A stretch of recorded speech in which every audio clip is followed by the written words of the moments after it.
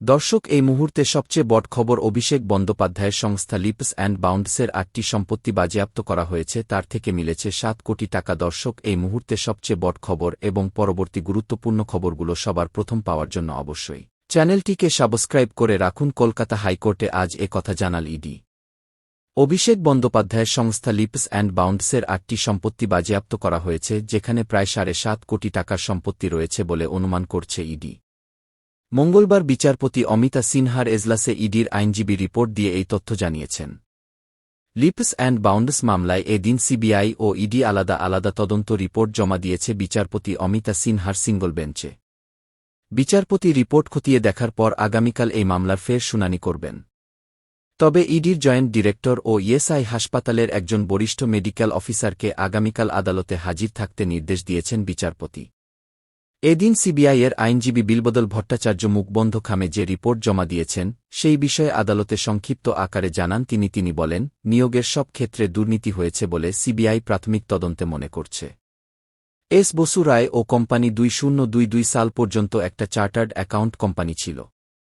তারপর হঠাৎ করে তারা ওয়েমার শিট তৈরির দায়িত্ব পেয়ে যায়। এতেই বিস্মিত কেন্দ্রীয় তদন্তকারী সংস্থা। 2012 সালে অন্যান্য অনেক সংস্থাকে ওয়েমার শিট তৈরির অভিজ্ঞতা থাকা সত্ত্বেও দায়িত্ব দেওয়া হয়নি। 2014 সালে তো আর টেন্ডারই ডাকা হয়নি। প্রাথমিক শিক্ষা পর্ষদ প্রার্থীদের নাম নথিভুক্ত করতে একটা পোর্টাল খুলেছিল, যা সম্পূর্ণ বেআইনি।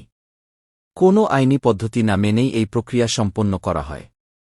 নিয়োগের পরে ওয়েমার শিট নষ্ট করা হলো কার বা কাদের কথায়, তাও সম্পূর্ণ অজানা।